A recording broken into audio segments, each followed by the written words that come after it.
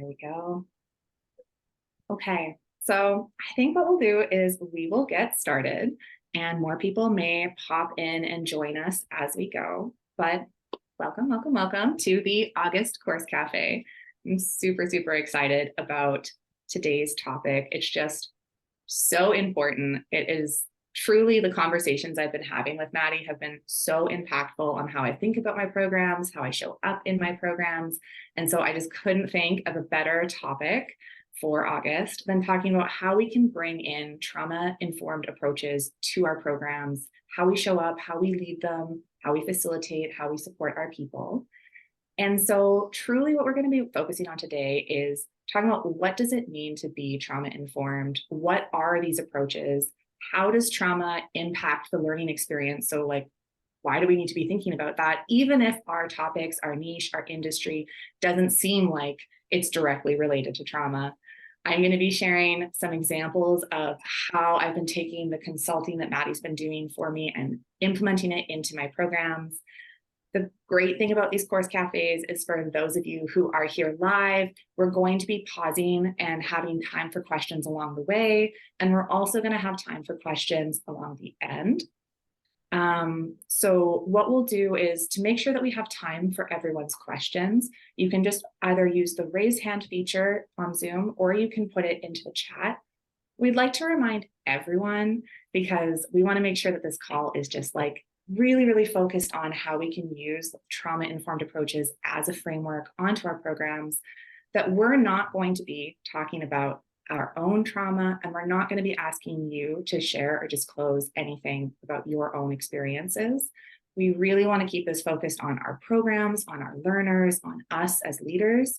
And so when you're putting questions, comments, chats, whether it's in the actual chat on Zoom or you're unmuting and we're talking, just keeping in mind that this is a public call. It is being recorded. It will be shared on my website. So just really keeping that in mind for what we're asking, what we're sharing, what we're talking about. So before we really dive in, I think it'd be great just to have a little bit of intros as to who we are. So some of you probably already know me. I know I see some familiar faces on this call, but if you're new here, this is your first time kind of coming to a course cafe. My name is Emily. I'm a course creation expert, and really my life's work is about helping you architect all your genius, all of your brilliance into life-changing programs. We know that everything we do, regardless of our niche, regardless of our industry, we're supporting humans. And when you're supporting humans, you're dealing with absolutely everything they bring into the learning container, which is why I'm super excited to be co-hosting this cafe today with my sibling, Maddie, who is a trauma expert, a registered clinical counselor. Maddie has been working in the anti-violence sector for well over 10 or 12 years. Yeah, over a decade now. Yeah. I mean, do you want to share a bit about what you do and your experience? Sure, yeah. So hello, everyone. It's nice to see so many folks joining the call. I'm really grateful to be here with my sister, Emily. It was really fun to get this invitation to do this call, and I'm excited to talk about what we've been working on together. So my name's Maddie, and I am a clinical counselor. I work in Victoria, British Columbia, Canada. And I work mostly with folks that have experienced violence or trauma. And so I support people who have had hard experiences in their life to process that, and also learn skills to live life in a way that feels more comfortable for them, and to find ways to process trauma. I've been working in the anti-violence sector for over 10 years in a variety of different roles. Started my career in a transition house, supporting people who were escaping domestic violence. I've also worked in child advocacy and victim services, and now work in private practice work, working with individuals, mostly with youth and young adults, actually. I'm also a researcher. I'm looking at how do we make mental health services, particularly trauma-related mental health services, safer and more accessible for trans and gender diverse folks, with a special focus on youth populations. So trauma-informed practice is really integrated throughout a lot of the different work that I've done. I've had a lot of experiences of seeing how it's important to put this framework into different contexts and how it can really support people to access the services they need, to access the information that they need, and also feel safer and more comfortable in different contexts that they find themselves in. So I'm excited to talk about it in something like a learning context as well. Mhm. It's clear we've got like the best expert we could have when we're talking about this. Because I know some of the like kind of conversations that led up to this point is often I would be raging about some of the things I'd see in the online space. Because some of you on this call may have experienced this or may have seen this, that there is a lot of misinformation out there about what does it mean to be trauma informed. It's a label that a lot of people like to throw on things or try to say it means this and it doesn't mean this. And so one of my biggest pieces around this was like, I want to bring in someone who is literally like their life's work, their body work, everything that Maddie does is like around true trauma informed approaches and what does that actually mean. And so that's what we're going to be talking about today. We're going to really be exploring what does it mean, how does it impact how we show up and how we think about how we facilitate, how we lead, how we support our people. And I'm going to spoil the surprise because I'm too excited. At the end, near the end of this course, we're going to be talking about, at the end of this course cafe, we're going to be talking about how Maddie and I have actually been putting together a course on how you can bring in these trauma informed approaches to your programs, to how you show up. And it's a really, really special launch because we're actually putting 100% of proceeds of the first 50 sales towards the research that Maddie is doing for these mental health resources for these marginalized populations. And it's just like the program's going to be so amazing. What we're putting the money towards is so amazing. So I'm going to talk more about this and what's in there, but I just wanted to like tease out that it's coming. It's exciting. Yeah. It's exciting. Yeah. Okay. So what we're going to do is we're going to start about like, what does trauma informed actually mean? And what doesn't it mean? Mhm. Because there's a lot of misconceptions around that. And so I would just love to hear you explain a bit more, Maddie, about like, what does it actually mean to be trauma informed?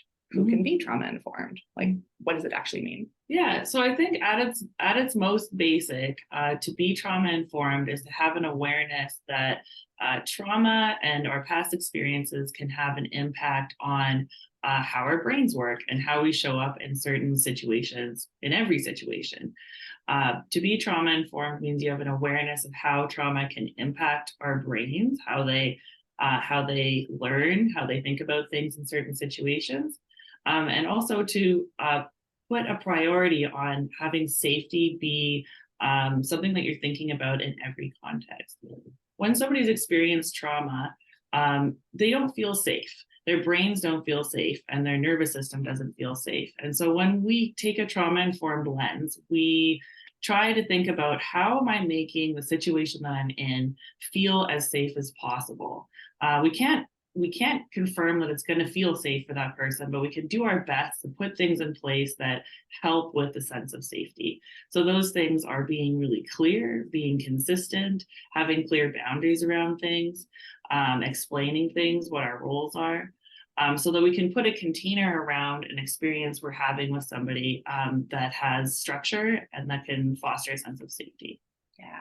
Does that make sense? Yeah, no, I think it's great. There's like so many threads I want to pull out in there. Mhm. And I think the first thing that was really clear, because I know this was some resistance I had around it, like for a long time, anytime I'd see stuff around like trauma informed anything, I'd be like, I'm a learning designer. Like I'm not, a coach where I might be actively asking people questions that could stir up things like, why do I even need to know this? And what I think is like really amazing about what you emphasize is that like being trauma informed means most of the time we're not actually talking about trauma. Mm-hmm. Yeah. Like, can you tell us a bit more about that? Because I think there's a lot of misconceptions that's like, oh, I'm trauma informed, which means like I should be asking a lot about this. Yeah. So I think that is a common misconception. And I think like I like to kind of play on the nuance there when we're saying we're trauma informed. That means we're informed about the presence or possibility that trauma might be there. That doesn't mean we're actually talking about it. We're just having an awareness that like, hey, this might actually be impacting how somebody's showing up in this scenario. That doesn't mean we need to ask them about it. Doesn't mean that we need to have details about it. It's more like we can have this informed awareness that how somebody's showing up might be impacted by their past experiences or how safe they're feeling in a certain situation. And so I think, yeah, that sort of like worry that, oh, if I'm trauma informed or if I'm applying a trauma informed lens, that all of a sudden means I'm digging into somebody's past. I think that's really common, and it can like really feel scary for people. And what trauma informed practice can do is actually provide like a framework to feel more comfortable yourself in those situations and provide a safer environment for folks that you're working with as well. Yeah. Yeah. No, I love that clarification, and how it's about, like you said, feeling safer, not only for our people, but also for like us as like leaders and facilitators. Mm-hmm. And so, I mean, it was like hidden in there amongst like all these other gems. You're saying like, we can't actually tell someone if something's safe. So like when we think about safety and we hear sometimes like, oh, this is a safe space, or I want to create a safe space, because I know for everyone watching the replay, like that's our biggest priority. It's like, we want to help our people feel as comfortable as possible. So like, what does that mean when we talk about safety, safe enough, safer? Yeah, so that makes me think of like my experience when I was working with kids in particular, and I'd see other workers say to the kids, "I'm a safe person. I'm safe." And that was where they thought, okay, if I say that, then that means this child is going to think I'm a safe person. But what trauma informed practice does is it asks you, how are you actually showing that you're a safe person, and how are you showing that there's safety around the person who's interacting with you? So it's about kind of proving, walking the talk, I guess, if you want to use that frame, about how do you actually show up in that way. Does that answer your question? Yeah. No, I think that's great. I think it's what I love about a lot of the trauma informed principles is they overlap with learning design in this really beautiful way, where it's like, it's one thing to say, you're going to get amazing results out of this program, you're going to have a great experience. But if we can't actually say how we're going to do that for someone, like, I'm going to lead you through these exercises, I've designed the program this way. In similar ways, if you're saying like, oh, it's a safe space, but you haven't thought through like, what does safety mean? How am I managing myself? What supports and structures have I put into place? Then it's just kind of lip service. Yeah. So what we're going to talk about next is kind of get into a little bit more around like how trauma impacts the brain, how that impacts how people may learn, and what are some more specific things we can do to support a sense of safety in our programs. But before we do that, I just want to kind of check in and see if there's any questions that have come up or any like clarification anyone would like. You can either put your comment or question in the chat, or you can use the raise hand feature on Zoom.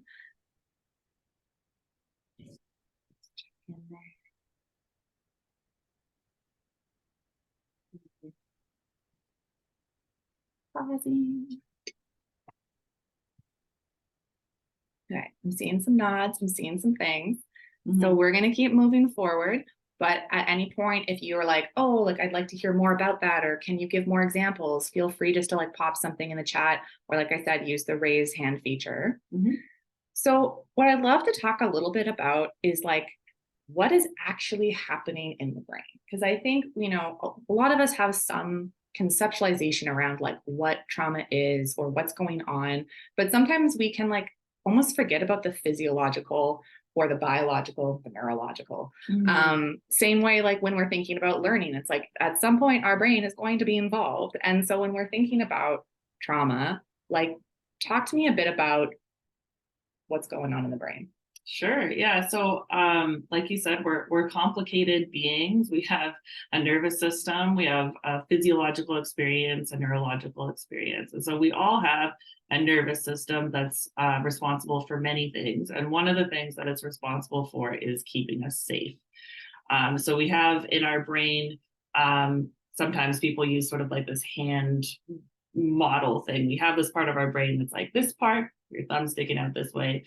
This is your brain stem, and this is your amygdala. These are the parts of your brain that are the keeping you alive part of your brain. And then over top of that brain is the thinking about stuff brain. So that's the part of your brain that does planning, that does learning, that is able to talk about stuff, that's able to understand what people are saying. So this is, of course, like a very simplified version, but this is the way that I explain it to lots of people when I'm working with them. So we have kind of systems in our brain that have particular jobs.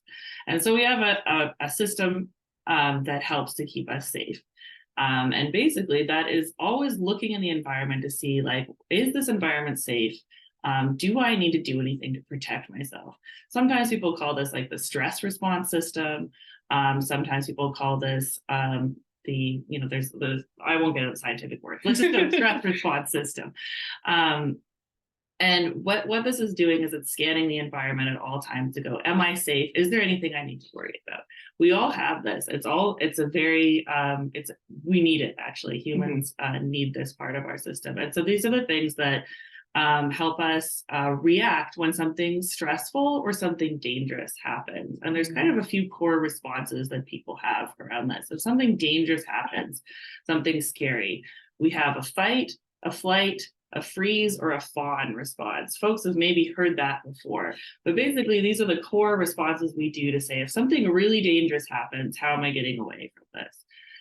So fight is pretty obvious. We're going to fight it. Flight is we're going to run away from it. Freeze is we're going to just kind of wait it out and see if it goes away eventually. And fawn is I'm going to befriend the dangerous thing and hopefully that helps me. And so your amygdala, this little thumb part of your brain, is the part that is the alarm system of that stress response system. Basically, it's paying attention, and if anything kind of dangerous or scary happens, it sends out a little alarm that says, I think we have something to do here. Let's have a reaction or a response. Is this making sense so far? Oh yeah, this is great. And I think, like, before we go any further, I love how you break down like an example of like what is happening in the body. Like I know you were saying like tension or like noticing something in your stomach. Like can you tell us a bit about that before you move on to the next part? Yeah. So these responses that we have, stress responses, I'm sure everyone who's on the call has probably experienced some amount of stress in their life. Maybe even joining a call like this feels a little stressful. So sometimes we can notice the physiological responses that are signs that our stress response system is starting to work. So when we're nervous about something or anxious about something, some of the typical things people experience are butterflies in their stomach. Maybe their hands start to feel like a little bit tense. Maybe they start to feel like a little bit jittery. What are some things that you experience when you feel anxious? I get a dry mouth sometimes. Oh yeah, I definitely get like the butterflies in the stomach, or like just like it's like you get a lot of energy. You're like, ah. Yeah. And so that's the physiological feeling of the stress response. What it is our body's getting ready to fight, flight, freeze, or fawn. And so when we're getting ready to fight or flight, or so we're getting ready to fight something or to run away, our body has to prepare for that. So it has to get a lot of energy into like, I want to move, and it has to take the energy away from things like resting and digesting. So you get butterflies in your stomach because your stress response system is actually saying, we don't need to be digesting food right now. We need to be saving all our energy for running away or fighting this scary thing that's happening. Same with like you're getting like tense hands. It's like, oh, those look like fists ready to fight something. Maybe you're getting energy in your legs, getting ready to run away. Right. So these are kind of signs that the stress response system is starting to activate. Right. And so to kind of loop back to that question of what's happening in the brain when trauma happens, the stress response is a normal experience we all have. Trauma happens when our stress response system is overwhelmed. Basically, we tried to respond to something and our system, like it was too much. It was overwhelming. Our resources that we had were overwhelmed in a situation. And so that's when trauma can happen. So it's an experience of kind of the far end of a stress response system. When that happens, we get into a place where we can actually kind of get stuck in the stress response because it's like our body's really, really trying to protect us and keep us safe. And it's like, I need to still be in this stress response because what I did in the moment didn't help as much as I needed it to. Yeah. And I think you've used in the past kind of like the metaphor of like a fire alarm or like a smoke alarm, where it's like sometimes we have it and we're like cooking and we burnt toast or whatever and it's fine. And that's kind of like it's an alarm system that can kind of tell when it needs to be firing or not. And I think what you were saying is that like with trauma kind of overwhelms the system. So then either stays stuck in it or just it's like hypersensitive. Yeah, so that's the smoke alarm analogy is one that I've used a bunch when I'm talking with Emily. Is that again that amygdala, the little kind of thumb part of our brain? We can think about that as the alarm system, kind of like a smoke alarm. So it's the thing that says something dangerous is happening. When a traumatic experience has happened, the smoke alarm had to go off, right? And if anyone's ever had a smoke alarm in their kitchen that went off one time when they were like just making they were cooking and it went off, and then they reset it or whatever, and then the next day it starts going off when you make toast, when you put the kettle on, maybe you just like open the door after a shower and all of a sudden your smoke alarm is going on. It's become more sensitive. It's really worried that dangerous thing is happening again. It's overactivated. And so then we get, am I losing my train of thought? No, you're doing great. Okay. You know, I'm just like, I want to listen to anything you have to say. So I keep going back to my little model here, rudimentary model. So when this alarm is going off, the thinking part of our brain that sits on top here, that does all the thinking, all the learning, all the talking about stuff, it disconnects. It can't be online because this system is being so loud, right? And we don't need the thinking and planning part of our brain. We just need the keeping ourselves alive part of our brain. And so when we have an overactive smoke alarm that's going off when we're just nervous about something because it's reminding us of a past situation, our learning part of our brain is being disconnected and not online often, and maybe without us really even being aware of that. Yeah. So that's how it all loops back into what does this mean for actually bringing trauma-informed principles into like a learning environment. It all comes back around. It all comes back around. Yeah. And so that's really like what I love about, we were talking about the intersection of like trauma-informed approaches and learning, design, and what we're doing, because I know a huge part of the work I do is making sure we're doing everything within our power to set our learners up for success and to set ourselves up for success, to make sure that we have a program that like we're excited to facilitate. It's designed in a way that we're like, yay, I love every part of this. Like, I'm not building it in a way that I'm like, oh, please no. And that our learners can get the most out of the experience, because like the reason we're doing this is because we know we have gifts and brilliance that we want to share with people. And so that we know through like, you know, principles of, okay, action focused and bite-sized videos and intentionally structuring a journey, that's how we're setting people up for success so that they can actually take on the learning. Part of what I talk about is like the cognitive load. So what can the brain learn at any given time before it needs a break? But when we think about the fact that there may be trauma at play for some people, or even for us in the background, not even being necessarily aware of it, when we move into this place of being trauma informed, we can think about that's an additional piece that needs to be considered. Because like you said, if our little like thumb smoke alarm is going off and the learning part of the brain is offline, then nothing that we're trying to do is going to help or is going to get in. And I think like to add on to that and kind of revisit that idea, that doesn't necessarily mean we're talking about trauma. In order to support that, to bring that learning part of the brain back online, you have to create a sense of safety. That's the thing that quiets down the alarm system. So it's not figuring out what made it scared.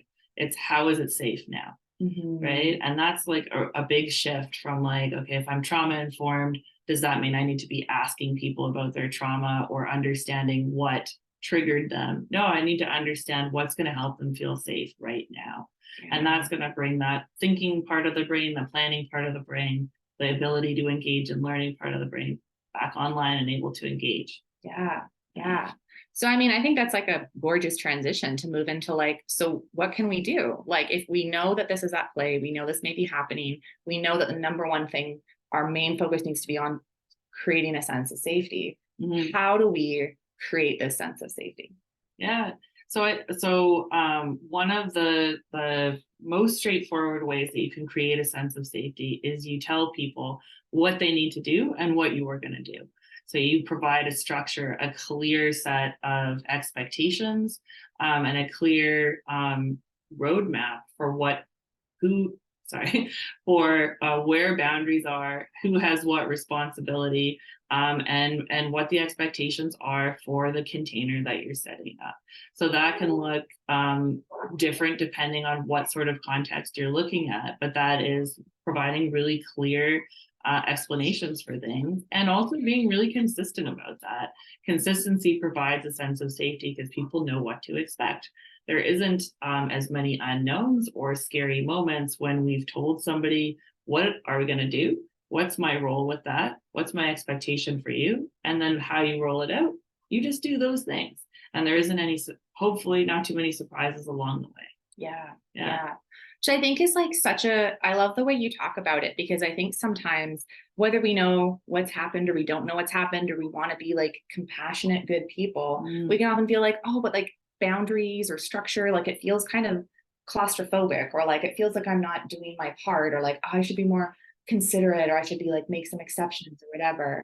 Like, can you talk a bit about like how that consistency and how those boundaries are actually like the best thing we could do?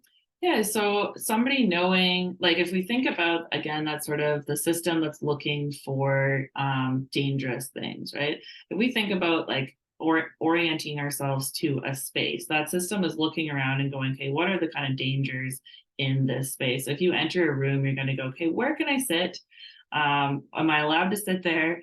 Is that anybody else's special chair or anything like that? Even something like that is like a very simple way of going like, okay, how would you invite somebody into a space and go, you're welcome to sit here, or I usually sit here, but you're welcome to sit there as well, right? You've immediately kind of established like here, welcome to the space. This is the expectation for what you need to do here and what I'm going to do here. Right. And it doesn't need to feel stuffy or difficult. You haven't created like a set of strict rules or anything. You've just said, this is kind of how the space works.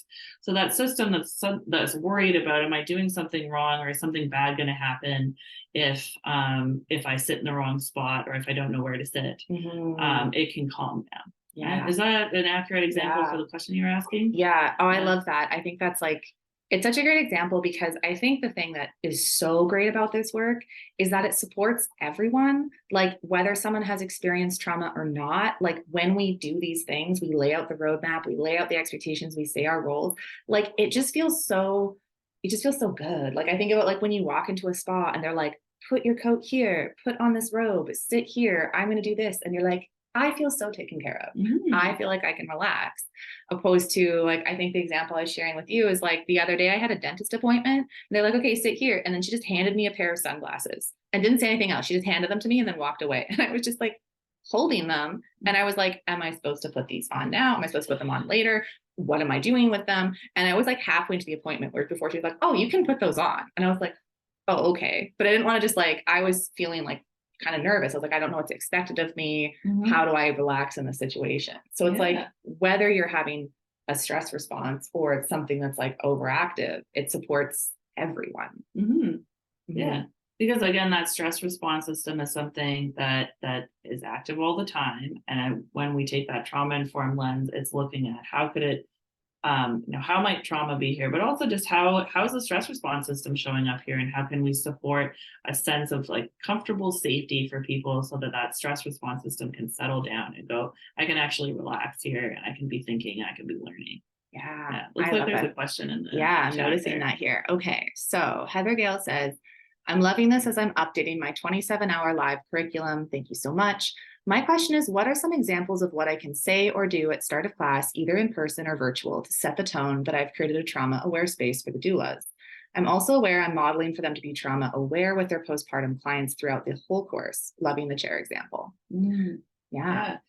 So I think like, again, this is like my personal style with this, but I never tell people I'm trauma aware or trauma informed with my clients.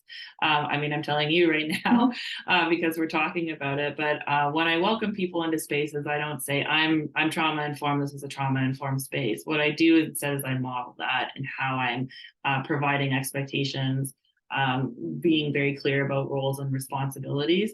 So it's more about how you show up versus telling people that that's what the space is. That might be different in particular if you're like teaching people how to do that.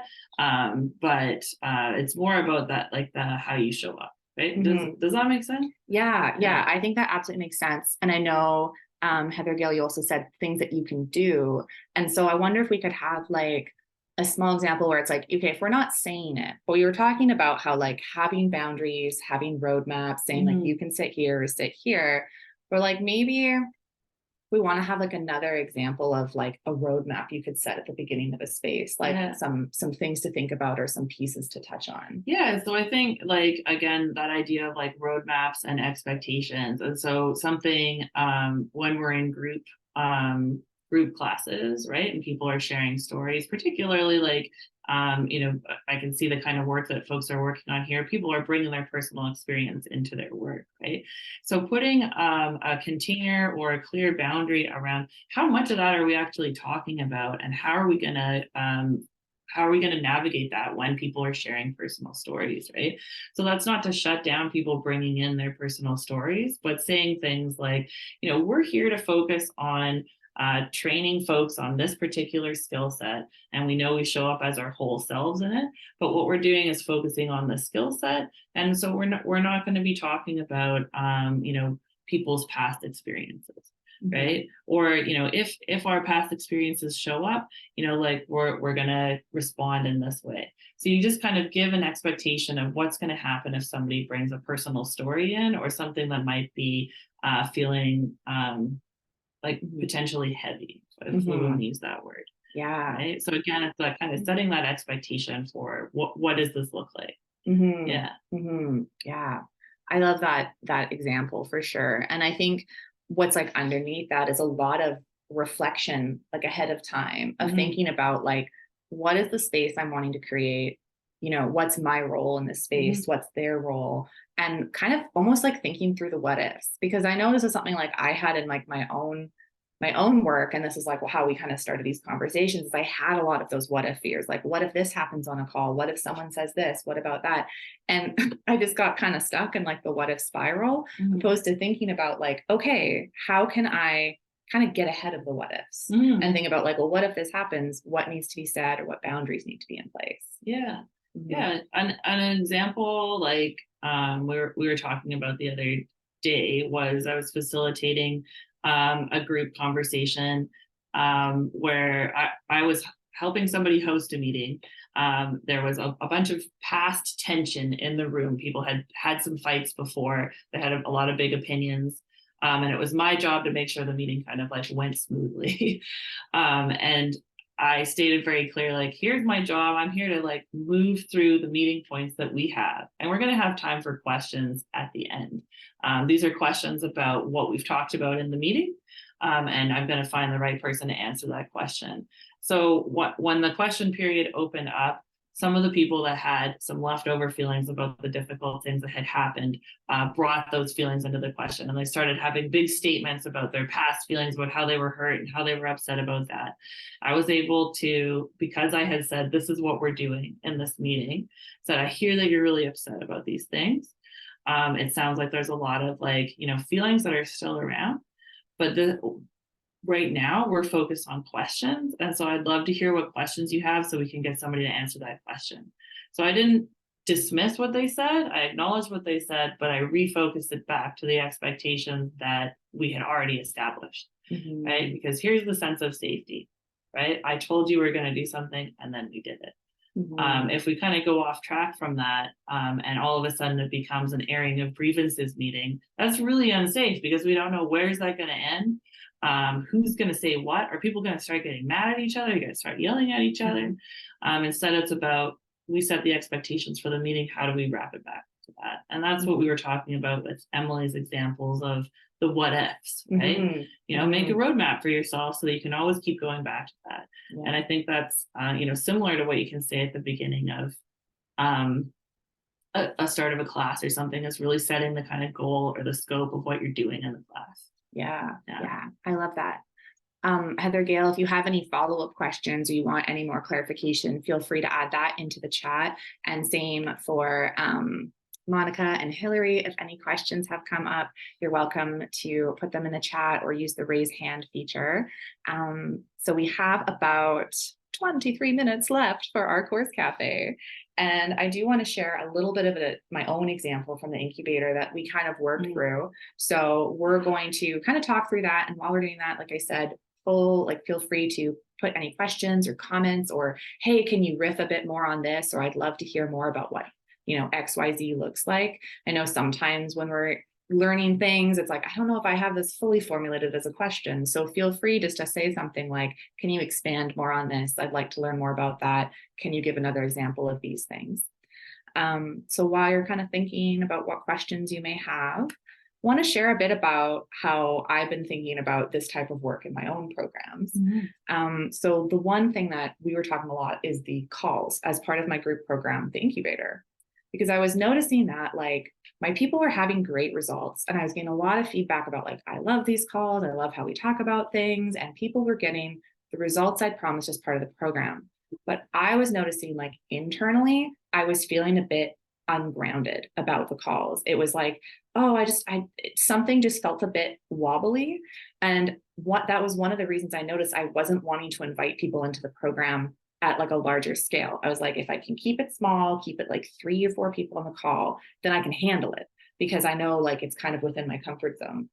Because there were all these little hidden like what ifs and things. I mean, I don't know, for like some people, if you have this kind of same type of worldview, for me, I'm like, I always find the universe, like it gives you the thing you're kind of a bit nervous about, where I'm like, what if someone comes onto the call and goes, I have no idea what's happening. What am I supposed to do? What's happening as part of these calls? Or what if we start getting into like a deeper topic that I'm not sure, where to put the boundaries around?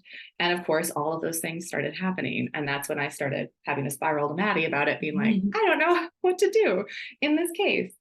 And so Maddie really walked me through creating some roadmaps around what needs to be communicated. Because often when we think about boundaries, we can think about like, we have them in mind for ourselves. I had a really clear idea of how these calls I wanted to run them, how they worked. And I had some overall kind of typical like program orientation around like, the calls happen at these times. This is what the calls are for. But like through our consulting, Maddie really asked a lot of questions around like, how can we get even more specific? Like, how can we get even more clear? What if someone's coming for the first time? What if someone wants to come late? What if someone feels uncomfortable on a call? What if someone has feedback for you? What if someone has an interaction with another participant and they want to talk to you about it? Thinking through these things, I was like, okay, what needs to be shifted? What needs to be explained as part of my program to really lay out those expectations, to lay out those boundaries, to lay out the roles? And something that can happen, for instance, with the incubator, it's a rolling evergreen program. So new people are joining as we go. It's not a cohort-based program. So for cohort-based programs, for workshops, for things where, like you were saying at the beginning of the meeting, sometimes it feels more clear. I'm opening the meeting, we're opening this course cafe, here's what we're going to do, here's what we're going to talk about, here's how it's going to go. When it comes to evergreen programs or rolling programs, we can sometimes miss that step. And I realized that was one of the missing pieces in the incubator, was having a little lesson in the beginning of the onboarding materials that went the calls. Here's how they work. Here's how I'm going to show up. Here's how you can show up. Here's, am I going to call on you or not call on you? How do I choose who speaks? How do I, when do you get to come? What sort of questions do you get to ask? How much time can you take up? All of these things were things I had to think through that then needed to be communicated through in my program. Did I miss anything in that example? No, I think that makes sense. Great. Yeah. So I wanted to share an example of that, because I know sometimes a lot of this work can help us with our own sense of safety and our own sense of security for the kind of more like heavy what ifs. What if someone gets mad at me? What if I activate someone? What if big feelings come up? But it can also help with the what ifs around just the general anxieties that can come up for helping someone come into a space. Like I've always said, like there's been a few like in-person networking events in my town here that I've gone to that are like an introvert's nightmare. And I can be pretty extroverted if need be, but if you just dump a bunch of people in a space and go mingle and have fun, like I'm out. I'm not going to do that. Versus spaces where it goes, here's how it's going to work. Come on in. You can grab food here. There's going to be an exercise here. There'll be time where you can introduce. If you're feeling a little bit shy, there's a put a green sticker on your name tag and someone may come up to you. If that you don't want someone to come up to you, here's what to do. Mm-hmm. It's the difference of how people feel in our spaces, how we feel in our spaces, and our capacity to facilitate. Mm-hmm. Mm-hmm. Yeah.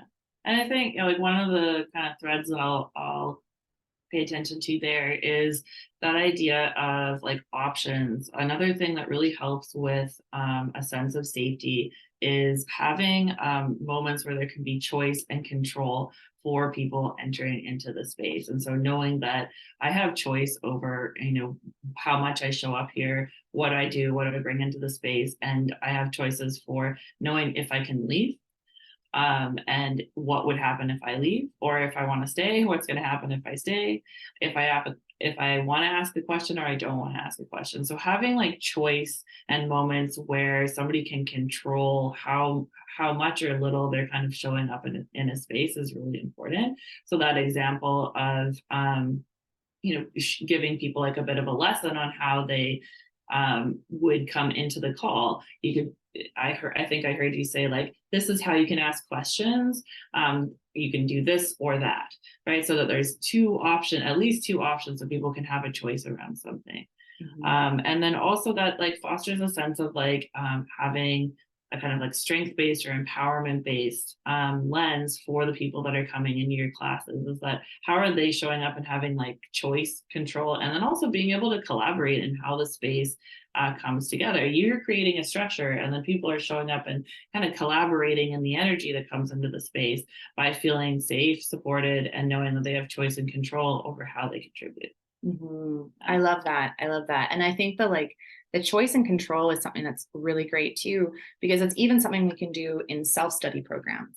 So a lot of what we talk about today is in live programs. So there's a live call, there's a community, maybe we're facilitating live, but all of this can also be brought into our self-study programs, giving people choices. Here's what you can do. Here's what another option is. If you don't want to do this, this is okay.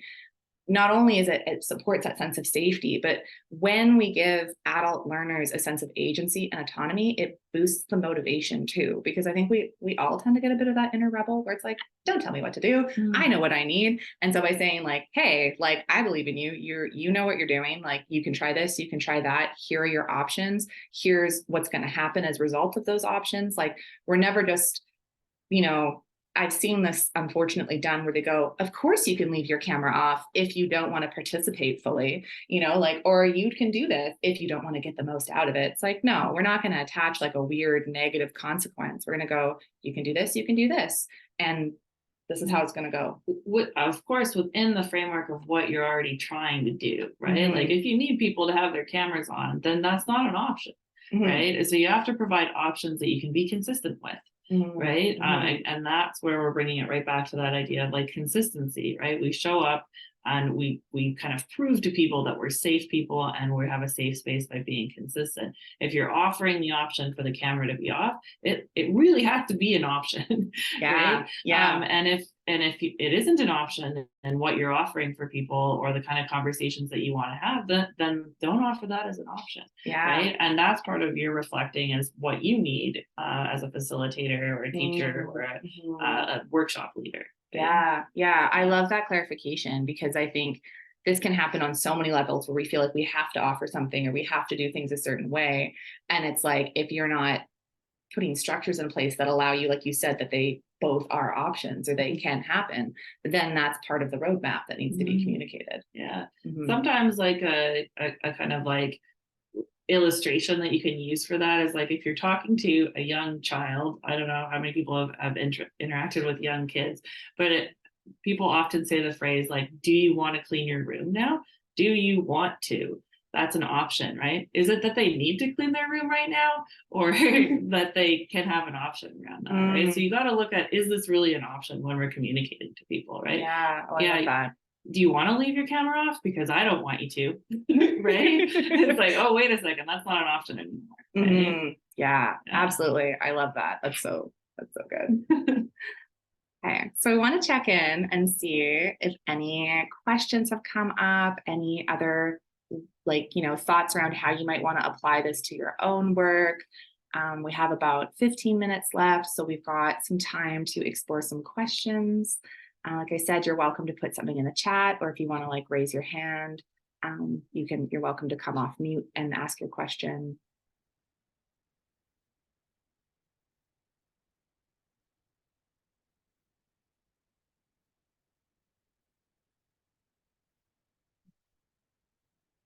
Of course, there's never any pressure. It's always, oh, we got one in here. Perfect. All right. So, do you mind chatting through a few examples of how this could be applied to a self-study program? Yes, I love this. Would you like to take this one? Well, I'll speak from my understanding of what a self-study program is. So looking at again, the idea of expectations and options, right? If we want to kind of use those as the main. Use our course as a self-study program. Yeah. So looking at at the beginning when somebody signs up for a self-study program, what are their expectations of what they need to be doing as a learner taking this course, and what are your expectations for how you're showing up as somebody who's created the course in terms of things to be thought through are how available are you to answer questions about that? What if somebody doesn't understand something in the course? What if they have feedback about the course? Has that been laid out clearly to somebody at the beginning? And what if they want to leave the course or they want to end the course? What's going to happen? Right. So again, that idea of really being clear about what the expectations are. And I think for something like a course that might be attached to other things like maybe live video calls or something like that, what's the sort of need or line of, I don't want to use the word pressure, but invitation into those things. It's is this a standalone program? Does it do better with other things? What's the sort of expectations they can have around how involved they'll be in your stuff after signing up for this program? And then choices around how they do their learning, right? If there's maybe reflection questions, that they have to be doing some reflecting and thinking through. Is that something that they should be writing down, or can they be speaking their answers and recording it to themselves? Or is there other ways of exploring their learning? So that choice, again, kind of offering different options for people. And being really clear again, all the way through kind of rechecking in on what are the expectations? Does that kind of cover things? And I'll let you speak more to that. Yeah, no, I love that. And I think this is all about having the roadmap, you were talking about. And this is where it can come into not only, like you said, the choice around how do they engage with the learning? How do they learn? This also lines up with the scope that we're setting and being able to say, this is what I am talking about in this program. This is what I'm not talking about in this program.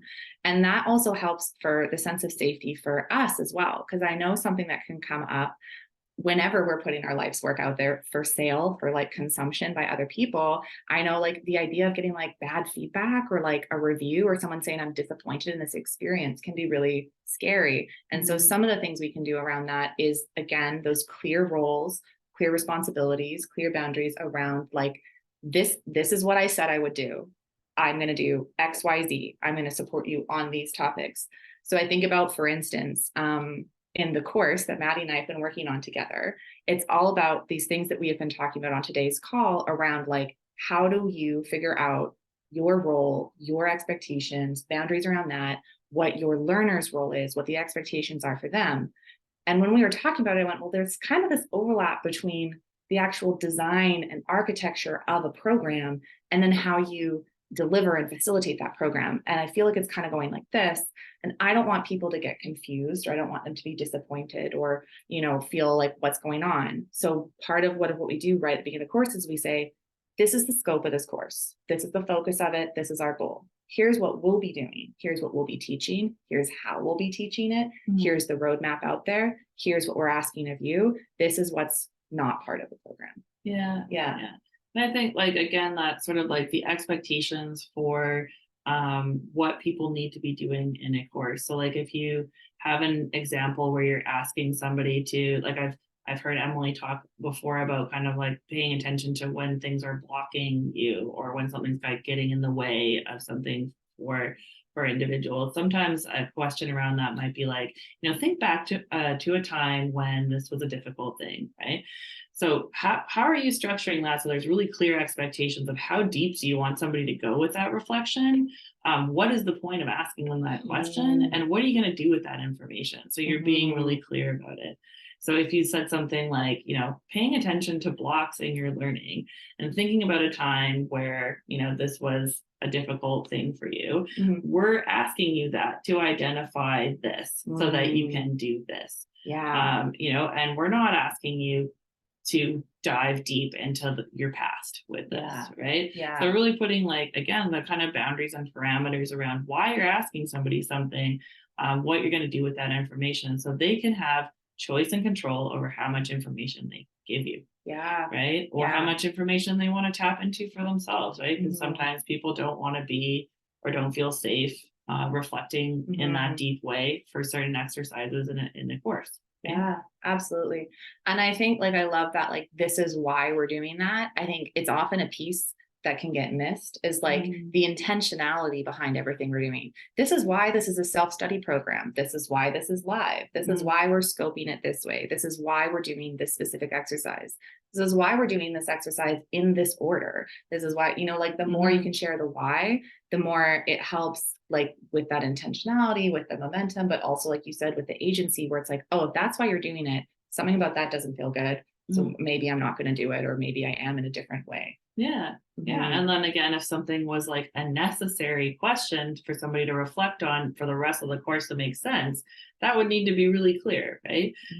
Or if all the exercises in the course are optional, that also can be clear, right? It's like anything is optional, work through this at your own pace. Work through it backwards and forwards, work through it, or it has to be done in this order for it to make sense, right? Again, just being really clear with people so that they can make choices to show up in a way that feels safe and comfortable for them. Yeah. Right? Yeah. Such a great question. I love that. Okay. I'm aware of the time. Yeah, I'm just checking the time here too. So if there are any other questions coming up, feel free to pop them in the chat. And while people are thinking about that or typing something up, we want to tell you a bit about the course that we've been working on, which is so good. So this course is currently on pre-sale, which means we are doing I think it's like a third of the price that it's going to be as we are working on creating all of these juicy resources for you. And the focus of this course is really how do we infuse these trauma-informed approaches into how we facilitate and lead our programs. And so as I kind of mentioned a bit, this isn't about the actual architecture of the program. The example that we used is if we think about architecting your program as designing a house, a blueprint for a house, you're like, I want a cozy cottage in the woods. How many bedrooms? What do I want the decor to be? This course is about how do you invite people into your home, which is what it's like when you open the doors to your course, whether it's self-study, whether it's live. We're now bringing people into the space. What expectations need to be set? How do you feel about having people come into your home? Is it the type of thing where you're like, come in, do whatever you want, wear your shoes on the couch. I don't care. If it's like, don't touch anything, sit here, I will bring you a drink. This is what I need. No wrong answers, but those are things that need to be communicated to your people. And so I think one of the things I love the most about how Maddie teaches about these trauma-informed approaches is about the idea of my stuff and your stuff. So what is my stuff as the leader, as the program host? What do I need to know about my own safety, my own comfort level, my own capacity to sit in discomfort? What do I need to feel grounded and confident to be my best self showing up to welcome people into my home? And what's your stuff? Your stuff as the learner. What roles, expectations, options, choices do you need to have? And so this course leads you step by step through strategic questions, reflection questions, to build, we are calling it like your readiness roadmap. Essentially, it's your plan. It's knowing, talking through all of those potential what ifs, like answering those questions around what's your stuff, what's their stuff, what needs to be boundaried, how do you set that? And we know for those of you who are really new to this work, often it's the communicating piece that can feel a bit like, how do I do this in a way that feels really good? Mhm. So we have put so many like scripts and templates and application templates and like so many practical things, because our goal is really, we just want you to be able to put this into action in a way that feels really, really, really good. Mhm. Anything you want to add about the Yeah. course? Well, I'll grab the sales page link. Yeah. I think, I think you summarized everything really well. I think we're really excited about it. We like, I guess the main kind of goal of the course is we really want to make trauma informed approaches feel approachable and have it not feel like a heavy thing, but something that can be really like practical and applicable in making courses and learning environments feel safer and more accessible for folks. Mhm. And really so that you feel like safer facilitating these things and leading your workshops as well. So that kind of balance of the your stuff, my stuff, of how do we make Mhm. everybody feel safer and more supported so that they can show up in their best way possible, so that learning brain is Mhm. online and engaged. And I think the only other thing about the course is the what the first sales are supporting. If you want to say a bit about that, and I can too. Yeah. So we have a goal. We really like our goals. We want to sell 50 because 100% of the first 50 sales goes towards funding the research project that Maddie is leading. And honestly, I want you to talk about it. It's your Yeah, research. sure. Yeah. Yeah, so I'm leading a community-based research project for improving trauma-related mental health supports for trans and gender diverse young people. So this project is working directly with young people in the community to ask them how do they want mental health supports to be better, to be more supportive. How can these services feel more accessible and have barriers be reduced so that people can get the support that they need in their communities. Unfortunately, there's not a lot of research in this area, so it's a huge gap. And so I've been working on this project for a while now and really wanting to keep expanding it, keep having it invite more people into the process so that we can really change how mental health supports are structured for trans and gender diverse folks, particularly for young people. And so we want the sales of this course to support that and to be able to facilitate this project continuing to expand.